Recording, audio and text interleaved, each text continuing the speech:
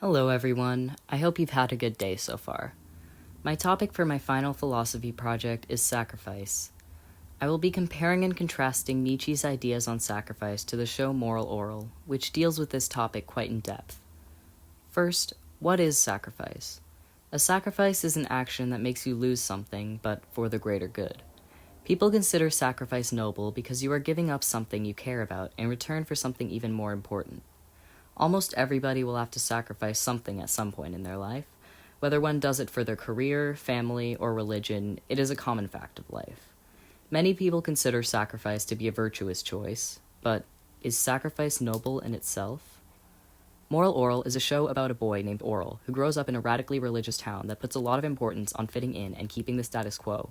He tries to navigate the world through the lessons that were taught to him by the church and his father, and he deeply cares about pleasing God. Oral's life practically revolves around going to church and praying, to the point where one can see it gives him purpose.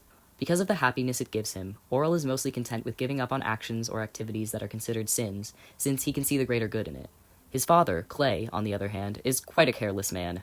Like Oral, from a young age, he was raised to follow Christian beliefs. However, instead of being passionate about his religion, he sees it as something that's required of him. He's never questioned that being a Christian is what he's supposed to do. If something in his worldview doesn't fit into Christianity, Clay will even conjure up fake commandments to justify his warped beliefs.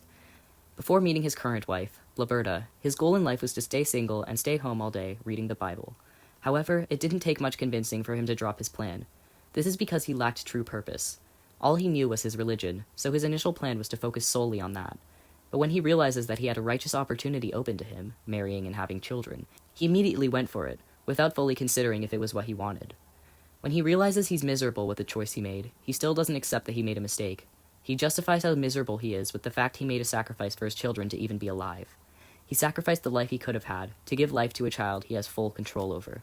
Now for Nietzsche.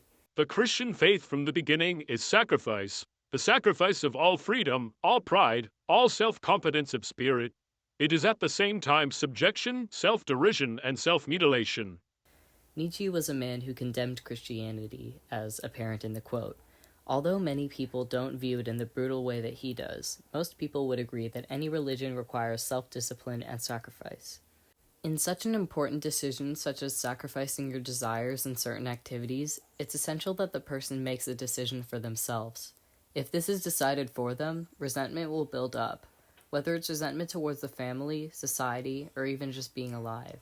Being forced to give something up when you're not ready to is definitely a trigger. If we make sacrifices in doing good or in doing ill, it does not alter the ultimate value of our actions, even if we stake our life in the cause, as martyrs sacrifice for the church.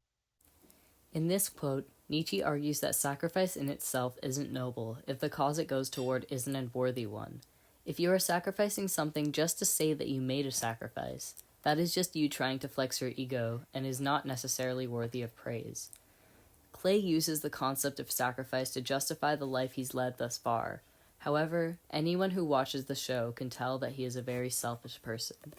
He drinks and smokes freely in front of his children, takes no part in raising them other than discipline, and disappears to go to the bar or have affairs any chance he gets. He does all this because being a father isn't what he wanted. He tries to argue that he sacrificed the life he wanted by becoming a father, but he isn't truly a father. Yes, he gave 50% of his DNA to his children, but he doesn't treat them with respect or teach them anything worthwhile. He barely even spends time with them. He sacrificed the life he wanted for one he didn't want, without any of the benefit. He sacrificed just for the sake of sacrificing, or even for nothing, and that isn't noble at all. To reiterate, in this presentation we've discussed the point of sacrifice, if sacrifice is noble, sacrifice for the sake of sacrifice. And now, finally, I want to talk about why any of this matters. Some people are made to feel guilty because of the sacrifices that have been made for them, or of the fact they haven't made any major sacrifices. However, if those sacrifices brought or would have brought upon unhappiness or meaninglessness, then was the sacrifice really worth it?